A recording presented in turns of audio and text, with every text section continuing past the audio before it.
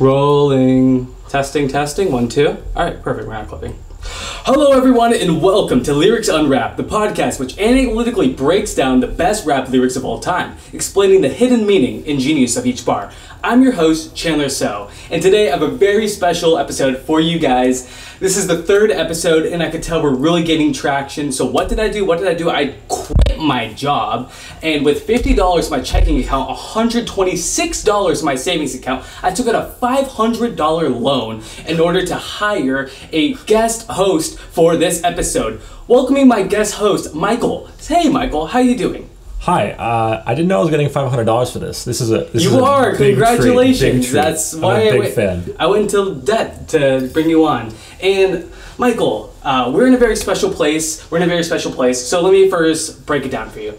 This is a podcast about fire bars, fire rap music. And in order to talk about the hottest bars in hip hop, all right, I moved to California a month ago. This is where the action is. It's very hot in Southern California. But guess what? After my first episode, I was not satisfied. I needed it hotter. On the second episode, I filmed it in my kitchen, eating hot wings while wearing a parka. And guess what? Still not fucking hot enough, dude. I need the hottest place for the hottest bars. So Michael, where are we in episode 3? Somehow you've been able to drag me into a sauna and you're torturing me during this episode, but it's all for the hot bars, all right? It's all for the hot bars. Yes, we are inside of a sauna here in Beverly Hills, California. It is 90 degrees outside, and how hot is it in this fucking room? Too hot. Way too fucking hot. But goddamn, it doesn't smell good. Old people sweat, nothing beats the smell of old people sweat in cedar wood. All right, everyone. So to start off this episode, I have a sponsor. He hasn't paid me anything. He's actually one of my very close friends from university. He has an audio library. The audio library is called The Plug Music. And he's the plug. He's going to hook you up with the best audio that you could use in your videos, in, I don't know, wherever you need like music that you pay for the copyright for. So probably in your videos. He's actually going to hook me up with a song to use as the intro track for this very podcast. Can't wait for it. The Plug Music. It's my boy Davis, D Money, genius person. You don't know how many times I've woken up hungover on a Sunday to go into the living room to see D Money sitting on the floor, computer up on the sofa, while he watches these audio and music tutorials and all this stuff while studying music industry at USC. Genius person, so motivated, so talented. Definitely go check him out if you're in need of an audio library. He's paid me $0 to say this. He's just the real homie, and I gotta put on for my real homies. So we should just jump into the first song, right? You've picked out a few. I've picked out one. Yes. Are you religious, Chandler? No. Not at all religious. I'm practically atheist. I was raised Jewish. I was bar mitzvahed even. So I even read the Torah. Went to years and years of temple, and not religious. I have to say, I'm a Christian. I'm a practicing Christian. And this verse right here, I didn't understand a single bar. So you, the expert, you got to tell me, what am I looking at? What am I hearing? Break it down for me. Who are we listening to? So this is a kind of a different song, because it's actually not really a song. It's still rap, but it's not necessarily a song. This is a rap battle. I'm huge in the rap battle scene. I love rap battles. They are super, super fun to watch. From the off the dome stuff from like 106 and Park back in the day, all the way up to the new pre-written stuff that they're doing without a beat. I'm loving it all. It's super great. The pre-written acapella stuff is really, really cool. Yes, you can come up with such incredible metaphors and puns. So this one is by a guy named TBG. He's from California, Southern California, a little bit inland, near Los Angeles, and it's against rapper Knack. And it goes a little bit like this. We got a Christian rapper versus a Christian rapper. Think Genesis, you my brother. So pretty much he's setting up the story that he's about to dive into, which is pretty much an entire play on words and puns from the Bible. You don't really know this from those two bars, but I'm just telling you right now that almost every single rhyme in this verse, every pun, every rhyme, every soliloquy, it's all gonna be a Bible reference. Yeah, and it's insane how good he is at this. I bring Cain, but you ain't able to live through this vicious chapter. So let's start it over from the beginning so you can get the rhyme. We got a Christian rapper versus a Christian rapper. Think Genesis, you my brother. I bring Cain, but you ain't able to live through this vicious chapter. He's rhyming brother with rapper and chapter. The flow, like, I can't mimic the flow because the flow of battle rap is always really weird. It's very non-linear. Yes. It really is non-linear. There is flow, though. There still is flow. Mm-hmm. And he does it much better than I'm able to do it. So, again, in the bar, I bring Cain, but you ain't able to live through this vicious chapter. This is a play on the Cain and Abel story within the Bible, where Cain murders his younger brother Abel.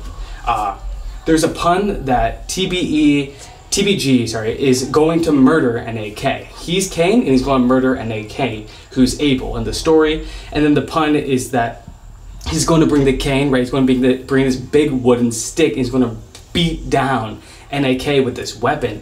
And NAK is just unable to live through this vicious chapter, which is this rap battle. So there's also a pun, I think, that with the word Cain, I think he's trying to say that Cain rhymes with pain. So like bringing the pain on someone is very similar, right? Holy shit, dude. Yeah. Dude. So I bring the pain, but you ain't able to like handle the pain, right? Like I'm just, you know, oh my gosh. Right. So there's the reference to the Bible, right? Mm-hmm. Then there's the double pun with the word Abel and a double pun and pointer to a different like word switch with the word Cain. Very well written.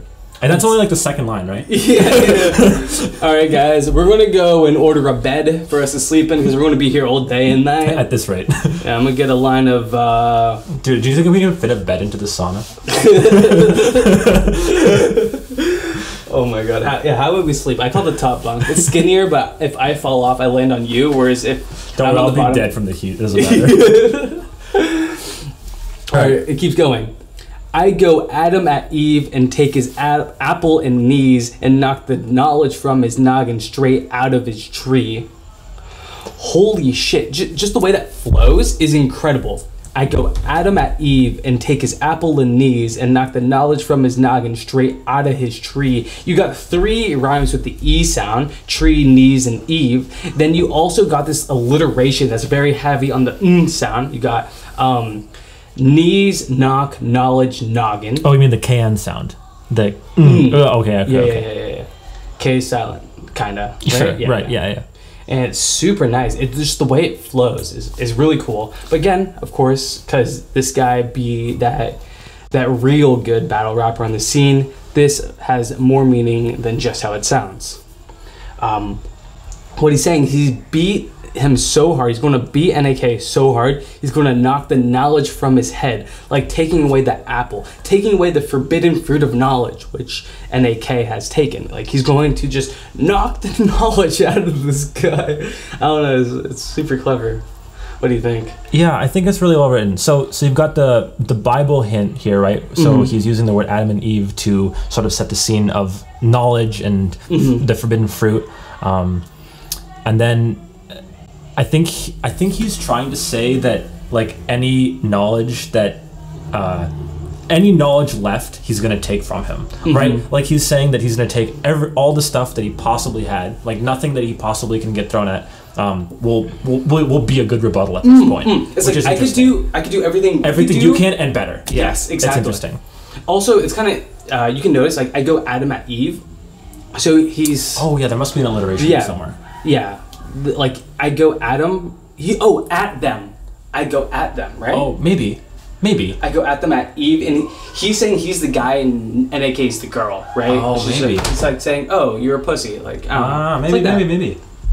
That's pretty cool. Believe you don't want to take a chance in tango, fam. I'm Michael, the archangel that beat Satan bad. I got sacred hands. I'm gonna let the archangel Michael come. Yeah. So I mean, this is a reference to the word Michael, the archangel, right? So my name is Michael, and being Russian Orthodox and being religious, like this is literally all people tell me about. And so Michael, the archangel, is known for leading an army against Satan and in protecting God in heaven and putting Satan back in hell, basically, right? Putting Lucifer in hell where he belongs because he betrayed God, right? So Michael is like this really, really high figure. So comparing himself to Michael is like almost comparing himself to God. It's just comparing himself to someone extremely powerful and someone who has like very, very, very Holy Spirit. Nice. It's really interesting. I like it a lot. I just love like how encompassing this rap is, in that he touches on the very well-known stories of people like Adam and Eve and Cain and Abel, and then he even goes deep into the stuff. Just wait. Okay, so it continues. Or, I can son him with the blade, call me Abraham. So let's do that back to back, because those kind of rhyme together, okay? I'm Michael the archangel that beat Satan bad. I've got sacred hands. Or I could son him with the blade, call me Abraham. Interesting. He rhymed the word fam with Abraham. Interesting rhyme. Isn't that crazy? Yeah, it's a ABBA rhyme structure. Right. Super cool. Abraham, of course, not of course, sorry. Like, I know not everyone was raised very religious or is familiar with the Old Testament stories. Even if you are like me, just knowing this stuff off the top of your head is not very normal. Yeah. If you haven't replaced all of your old biblical knowledge with knowledge on Minecraft yet, like, I don't know what you're doing. How are you even alive in 2019? Oh my god. Stop shooting shots at me, alright? I like Minecraft, leave me alone. Okay. Abraham was ordered by God to kill his son Isaac. And this is what he's The story is called The Binding of Isaac, if anyone want to read that up. Yes. Great game, by the way. Dude, I 100% agree. Has nothing. I feel like it has nothing to do with the actual Bible reference. I have no idea. Great game. No idea. So I could son him with the blade like Abraham. He's pretty much saying he could kill him like Abraham was going to kill his son. That's what that bar is about. It's pretty straightforward. It's also, well, it's a double pun, right? I can son him with the blade, being like, I can cut you with my blade. But also, the word son has a double meaning, where son is also the son of Abraham, right? Yes. So it's like a simple line, but there's still a pun in there. There's still a pun in there. Super cool. You got a flood flow coming. I'm Noah in the boat. You surviving is a dream. Call me Joseph with the coat. Now, this one is one I do not understand at all. So you're going to have to help me with this one. Cool. Then. So the flood is coming to kill NAK. All right? Flood's coming to kill NAK. And it's the story of Noah and the flood. God ordered Noah to round up 2 of every animal, bring them onto this ark that he let Noah in on and told Noah to build, while he flooded the world and killed all the evil within the world. And everything on this boat survived, and everything out of the boat died. And what he's saying here is, you got a flow coming. I'm Noah in the boat. You don't have a boat, NAK. You're going to die to the flood. I'm not letting you on my boat. Interesting. And even the idea of you living through this flood, you're dreaming, kid. And guess what? I'm Joseph with the coat. The coat, the dream coat. So you're dreaming about surviving, but guess what? I have the fucking dream coat. You don't get to dream either. You don't get to survive the flood in my boat, and you don't get to survive the fucking flood with the dream coat, because I got the dream coat. And it's so cool how he merges those 2 ideas together, because they aren't like that in the Bible. Those are very separate stories. They are. And he merges them into a singular thought. It's like it's all encompassing, covers every corner, and it's super cool. And it also sort of takes some bits from previously in the rap, where he's realizing that so earlier in the bars he made a pun saying how no matter what Knack throws at him, he can deal with it, and no matter what he throws at Knack won't be able to deal with it. And this line about the dream coat and about the flood is like along those same lines, where you think you're going to survive, but really I've taken away all your options, which is also really, really cool. Like, he's keeping the same idea, even though he's using completely different metaphors. Yeah, which is really interesting. He's keeping his foot on the fucking gas. Yeah, he hasn't stopped yet. It's very cool. Very cool. What do we got next? Bible bars, and everyone I drop nice. Look at him looking more salty than Lot's wife. Let me redo that in the movie. Bible bars, and everyone I drop nice. Look at him looking more salty than Lot's wife. That's super cool. So Lot's wife was turned to a pillar of salt after turning back and looking at the town of Sodom as God smote it down. God gave them the warning, hey, you're the only pure people in this town of sin. If you run away and never look back, you'll be saved from persecution, as I smite and destroy every person, every sinner in this town. Brutal. But if you turn back, I will turn you into a pillar of salt. And as Lot and his wife were running away, Lot's wife was not of pure sin. Yeah, she was a little bit like worried about the people or something like that, right? And she was, I don't know, a bit curious. So she turned back around and was turned into a pillar of salt. And this is obviously using the obvious definition of the word salt nowadays in the 21st century, which is just being like mad / envious / whatnot. Yeah, he's calling NAK salty. For losing. Mad, for losing. Mad and envious. And the funny thing is, you guys don't know this, but this is the very first verse of TBG in this rap battle. And he pretty much like says, hey, you lost already. I'm like not even halfway into my first verse of this 3-verse round. You lost already. And yeah, it's super cool. Check out the rap battle if you guys are interested, if this sounds cool to you guys. You can probably just Google those names, right? And it'll come up. NAK, TBG, super cool. Very cool. All right. Sorry, had a burp. Okay, let's keep going.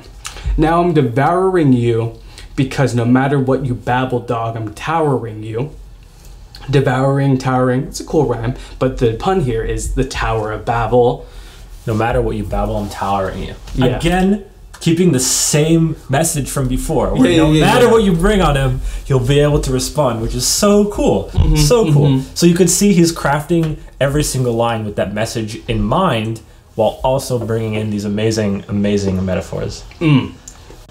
Think Exodus. I'm Moses. You the water trying to stop what I do. But when I stick, lift, and hit, it will part you in two. Okay.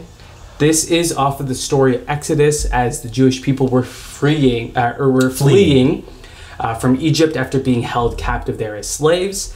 Moses led them on their escape, and when they came to the Red Sea after escaping from Egypt, the Red Sea stood in between them and Israel, and Moses just yeeted that bitch in two. Raised his staff into the sky and said, "Move, motherfucker, get out the way, bitch." Oh my God.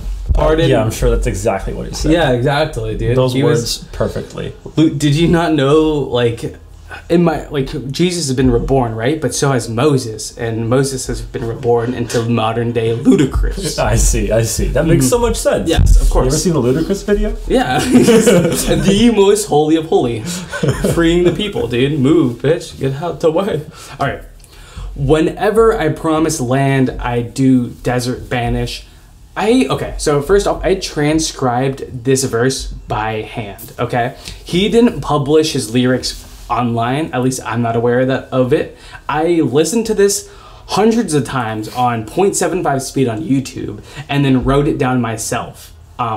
So I couldn't really pick up what he was saying here and in a couple other spots, so I don't know what this is about, because I'm afraid I don't have the correct lyrics written down. What do you have right now? Whenever I promise land, I do desert banish. So I remember in the story, after he fled Egypt, they had to wander in the desert for 40 years because apparently the people then weren't ready to go back to Israel because they weren't holy enough. There were some problems with the people who fled Egypt. Oh, interesting. So I don't remember this. God made them wander in the desert for 40 years so older kids who can be raised holy can then inherit Israel when they return. Sure. I think it has to do with that. Again, not sure what the lyrics are here, and not sure if I'm correct. I know that that's the actual story, but I'm not sure with how to interpret this lyric. Yes. Sure. But it keeps going. I set standard in stone. That's the 10 Commandments. Okay, that's pretty simple. And again, this is the exact time frame in which the 10 Commandments were found. Right. As well, wandering the desert. Right. This is the Old Testament. Break bread around getting a body. I knock your force to a fraction. That's Gideon's army. I do know a part of this. So break bread around getting a body. When they were leaving Egypt, and because they were wandering the desert for 40 years, They didn't have bread as we know it. They had matzah. They couldn't let it leaven because they kept wandering. They had flattened crackers, pretty much. Big crackers of bread. And that's what you mean, break bread. Like, you can actually break the bread. Because it's a cracker, not a knob. Yeah, that makes sense. Yeah. Brittle, it's brittle. Sure. I knock your force to a fraction. That's Gideon's army. Gideon was someone who fought for Israel or like the Jewish people or something like that, and he led an army of 300 people, and they fucked up some losers who had fewer soldiers than That's enough context. But I wasn't sure if we should battle. I had to pray about it. Speak to the Father. I said, should I really kill him, Lord? He's a soldier for you. He said, the last thing I want is a chink in the armor. This is probably my favorite line in the entire rap battle. It's not even a closer, right? It's not. It's not even the closer, and it's already so incredibly powerful. So let's redo it. Let's redo it so I can actually rhyme it correctly. But I wasn't sure if we should battle. I had to pray about it. Speak to the Father. I said, should I really kill him, Lord? He's a soldier for you. He said, the last thing I want is a chink in the armor. Yeah, that shit's crazy. So it's a double pun. It's a double pun. Double pun. Double.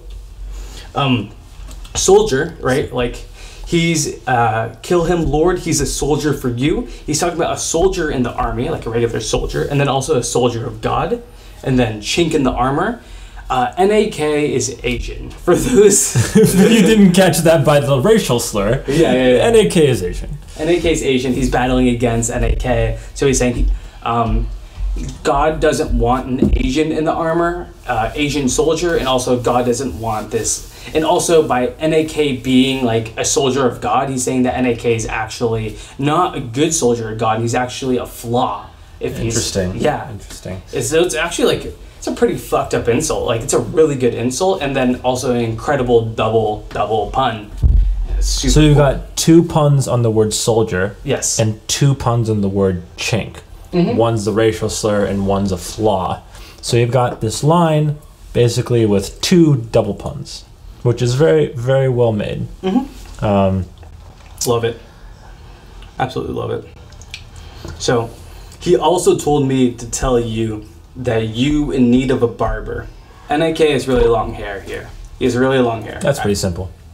I put hands on neck like I seen him weep at the altar.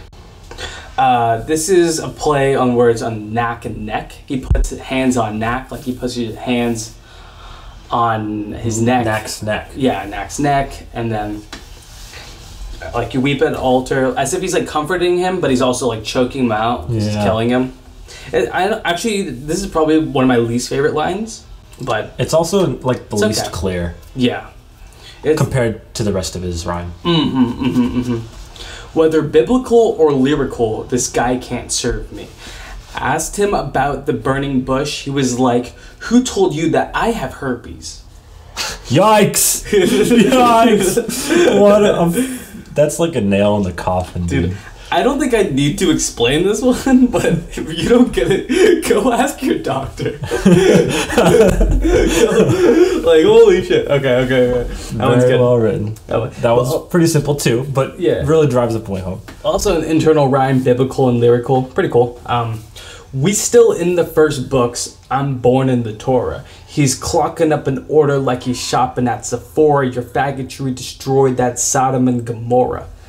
Okay, so Sodom and Gomorrah is also a reference to a line from earlier. Yes. Right? He's Lot's saying, wife. Yeah, Lot's wife and the salt, and how Sodom and Gomorrah are full of sin. So he's saying that people who take material goods and shop at Sephora, who value material goods above all else, they're in addition to other types of sin. In this case, he's using the term faggotry.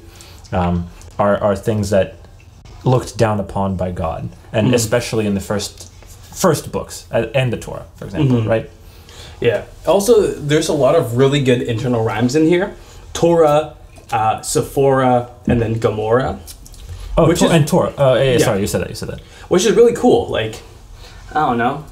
When a lot of people go to rap, a lot of rappers will do very classic raps. Like, oh yeah, I got the cat, and then I swing my bat, and then you know where I'm at because I just took a shot. Like, I don't know. It's like really simple, but rhyming these really crazy words like Sephora, Torah, and Gomorrah. It's always like really impressive to me to think about all the different words that you can rhyme with. It's so creative and clever. I wonder if in the sentence, I'm born in the Torah, because the Torah is like one of the very first like religious texts. Yes. And I'm wondering if saying that he is, or part of him is from the Torah, is saying like, I am wise, I am old, like there's nothing you got on me. I don't know. It's like a really small thing.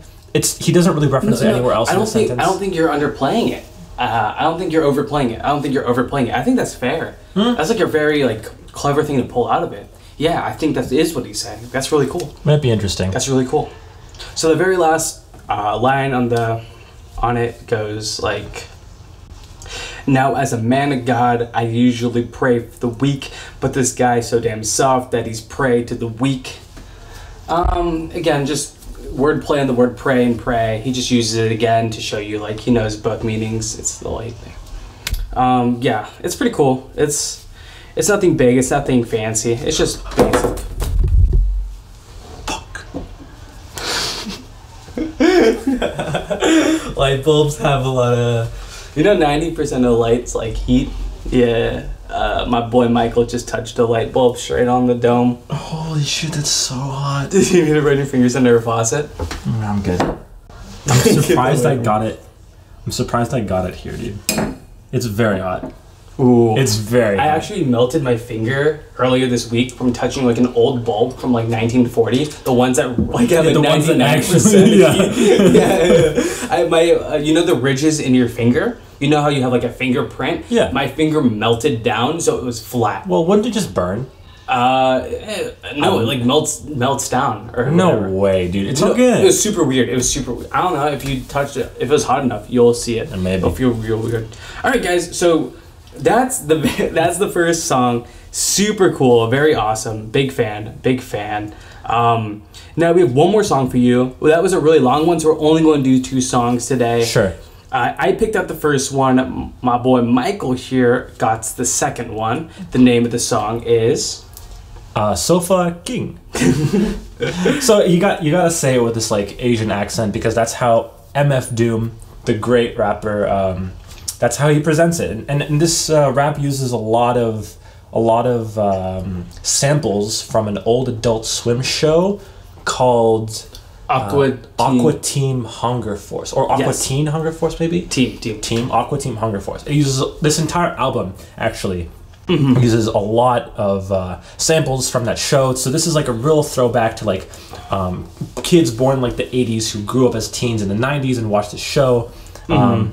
And the stories in this particular song is maybe a little bit gruesome, but it sort of describes the recording process between Danger Mouse and MF Doom as they collaborated to make this album. Yes. So Danger Mouse is the producer, MF Doom is the rapper, the lyricist. Right. So both of them are very famous in their own rights, and this collaboration is one of the classics of underground hip hop and one of the most celebrated and respected albums in the game.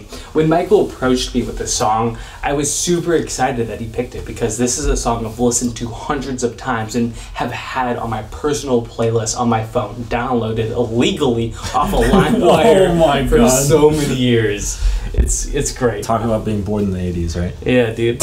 Not me, but it's super awesome. So let's jump into it. So this is, to give you some context, this is a little bit towards the end of the song. Mm-hmm.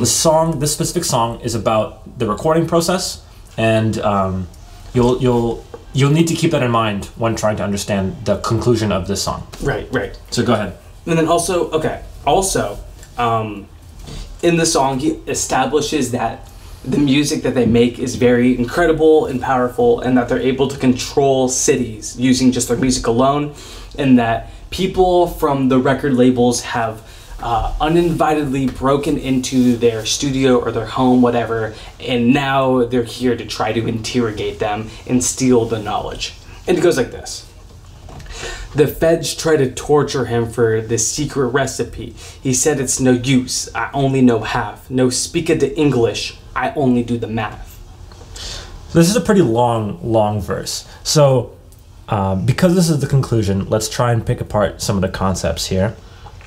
So they're using, MF Doom is painting a picture where they were recording, him and Danger Mouse were recording, and the feds came in and they captured Danger Mouse, and they're trying to torture Danger Mouse for the recipe, the secret recipe, why their music is so good, why they're able to control cities and sell their brand so well. And the feds might be it's like a pointer to or a metaphor for the labels, recording labels, but it might not just be like the one that they're working for, but rather other recording labels too that want a piece of their music, right? Yeah. In this case, the word him is referring to Danger Mouse, and this is spoken from the perspective of Doom. Yeah. So that's important to keep in mind. We're also given a hint that it's Danger Mouse here because he says, no speak of the English, I only do the math.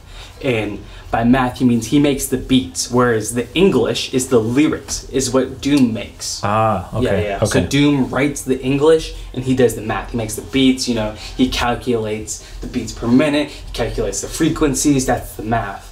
And also the feds try to torture him for the secret recipe. He said it's no use, I only know half. No, speak of the English, I only do the math. Yeah, the part about secret recipe and only know half is a reference to the Coca-Cola recipe. The Coca-Cola recipe was said to have been broken up in 2 parts, and that the inventors of the recipe only knew half of it, so they couldn't go off and make it on their own. They had to work together. Yes, exactly. Sure. It continues. Business felt no pain. His brain was saturated with cocaine and Rogaine. So what the heck is Rogaine? Okay, Rogaine is a chemical mixture, kind of vitamin, medicine, whatever you want to call it, which people use to then help them grow hair. It's like for bald people. It's for bald people. Okay. Yes, yeah.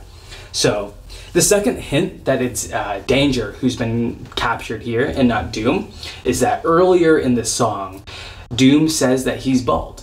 And from pictures of him, the dude's bald as hell. Yeah. So, he doesn't have any hair. His brain was saturated with cocaine and Rogaine. You know that... the producer was high, and he's got a lot of hair. Yeah. So in simpleton terms. Yeah. It's Danger. It's not Doom. And this is really cool because this actually does have a meaning here. He's captured and he's tortured, but the torture is pretty ineffective because Biz felt no pain. It's like an electric chair. Yeah, he's an electric chair. The electrodes aren't able to fully connect to his skull and then shock him properly because the hair's in the way. And then also, he's too fucking high to even feel the pain. So even if he didn't have all that hair, it wouldn't even matter. Yeah. He said, try scam, no thing, 3 card, dead. Fly man, go for bling, he got bled. I jam, overstring, C spots, red. I am Sofa King, we Todd, Ed. So it's the flow is absolutely amazing to the conclusion of the song. It finishes up after this with a sample from one of the TV shows, but really this is the last part that MF Doom says himself. Mm-hmm. So this last part is supposed to paint a picture of the recording studio and what he sees as he is performing this song. Mm-hmm. And it's also Danger talking about the interrogation, he's being interrogated, and this is what he tells the interrogators. I think it's a story that he tells them. This is that Danger Mouse tells the interrogators. Yes. Yeah. He's saying he said, try scam, no thing, 3 card, dead. So he said he saw someone try to scam someone. Nothing happened. They used the 3 card Monty. Which is a popular scam. Yeah, it's a popular scam, which is something I actually lost $50 to. You're a fucking dumbass, dude. Dude, I thought I figured it out. You're so dumb. Oh, dude, I totally figured it out. I totally figured it out. And it wasn't even my $50 was the thing. It was a it was, no, they weren't poor, they're actually very rich, but like poor as in a sucker, like unfortunate fool to have been with me. To be friends with me, they had to be an unfortunate fool. From Wait, Japan. should I not be here? Yeah, you paid $500. So right. $500. Yeah.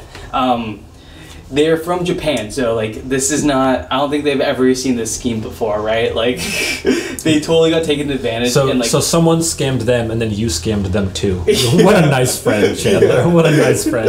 Dude, I thought I figured out the trick, and I thought I could beat them at their own game, and then I got fucking fooled. Little do you know. Yeah. So 3-card Monty, and then try scam, no thing, 3-card dead. They used the 3-card Monty, and then the scammers were killed for trying to be scammers.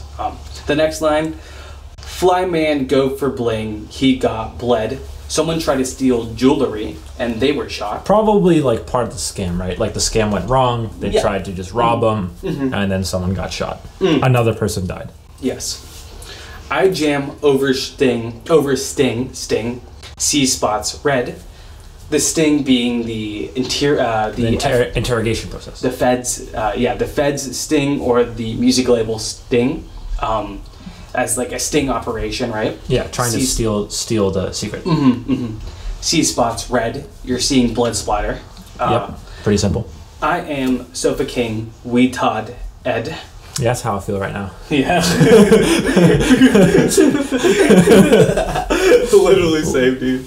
I mean, listening to these amazing lyricists, there's no way I could possibly feel anything but this way right now. Yeah. So if any of you grew up in the aughts, the 2000s, back in elementary school, there was a very popular saying called ICUP, which is when people would just write the word ICUP on the wall, and they'd be like, "Oh, say that out loud." You'd say ICUP, and ha ha ha, you said the words ICUP, right? So this is I think from Aqua Team Hunger Force. Yeah. One of the characters in the show tries to get the other characters to say, Sofa King, we Todd Ed. We as in WE, like we are a group. Todd as in like the name Todd, TODD, and then Ed as also in the name, short for Edward. Okay. And when you say it all fast, I am Sofa King retarded. Uh-oh. Get wrecked. Uh-oh. Is that terms of service? Am I kicked off of Twitch now? Oh no. You pug. Alright. So a little disclaimer. I'm not that confident on our take on this verse. How do you feel? I mean, the rhymes are really difficult to understand. It's also hard to understand the general concept of the song. He keeps switching. Throughout this entire song, he seems to be switching between two metaphors. Yes. He seems to be switching between like the metaphor of the interrogation process and how MF Doom and how Danger actually make the song. Yeah. And then he has this other storyline going where he's talking about like maybe past criminal activity that he's been part of, something along those lines. So not super confident with our take, but with this closing section, it seemed relatively simple enough to where we could maybe at least for this part, if you just look at this part, it's right. But looking at the overall song, it looks very complicated. Very complicated. Yeah. And then we every time I go to do this, and Michael and I just did this together, we do our research. We see what everyone else has said online about these songs. Unfortunately, not many people have looked at this last verse. Yeah. Not many people. We're probably the most clearly defined narrative in theory on these bars right here. And I think even when reading other people's takes, we sometimes disagree with other people. We're like, nah, you're not reading that right. Yeah, it really depends. There also is a little bit of what's it called? Controversy on like the last few lyrics of this. Yeah. So, and depending on where the him and they go, maybe it's a different narrative. So it's hard to tell. It really is hard to tell. Yes. But I think like... Can we hear that last bit with the rhythm one more time? Sure. He said, try scheme, no thing, 3-card dead. Fly man, go for bling, he got bled. I jam over sting, C spots red. I am Sofa King, we Todd Ed. Yeah, there you go. So that's the closer. Dude, this is what MF Doom is known for. It's his multi-syllabic rhymes. His multi-syllabic rhymes are incredibly hard to do. Anyone could rhyme cat with bat, okay? But then acrobat with like I'm pro flat is like it's way harder to do because I just couldn't fucking do it. I tried, I couldn't do it. Like holy hell, multi-syllable grants. Anyway, good rap. Yeah, very good rap. Thank you so much for joining me on this podcast, Michael. I hope you had a good time. I had a great time. I had an amazing time researching this. It's a lot harder than I thought it would be. It's not very clear, especially when you look at some of the more underground stuff. Definitely too hard for me to understand. I'm just a noob in this whole scene. So I have many rappers on the list of people who I want to cover on this podcast, and I purposely left MF Doom off the list because way too hard. It's too hard. He's over my pay grade. But I'm glad you forced me to own up to the fact that MF Doom is one of the best lyricists. Truly one of the best. And that I need to cover him on a podcast about rap lyrics because he deserves all the fucking credit and all the work that he's done. Some people make fun of him because in concerts he like sometimes will send out a stunt double instead of himself, or supposedly he does shit like that, but dude, that's like actually something MF Doom would do if you analyze his like lyrics, like the type of shit he drops. It was like, yeah, of course I'd fuck you guys over. Like I'm MF Doom, bitch. Like I'm king. I'm Khan. I don't know. It's super cool. Anyways, thank you guys so much for listening to another episode of Lyrics Unwrapped, the podcast which analytically breaks down the best rap lyrics of all time, explaining the hidden meaning and genius of each bar. I'm your host, Chandler So, joined today by my favorite guest of all time. Wow, thank you. Like literally the best guest I've ever had on the show. One of one, baby. One of one. Michael and Archangel Michael, the defeater of Satan himself, sent him back to hell. Absolutely. First guardian of heaven. I had to make sure this rap doesn't get into heaven. I mean, this podcast. Hell yeah, dude. The angels need to know, dude. My grandma, dude, she's listening to podcasts right now. Oh, hell yeah, dude. She's bumping MF Doom, dude. Definitely. Your Jewish grandma absolutely is bumping so MF proud, Doom. so proud of his bar mitzvah. You know, so proud. Okay, guys. We out. Peace.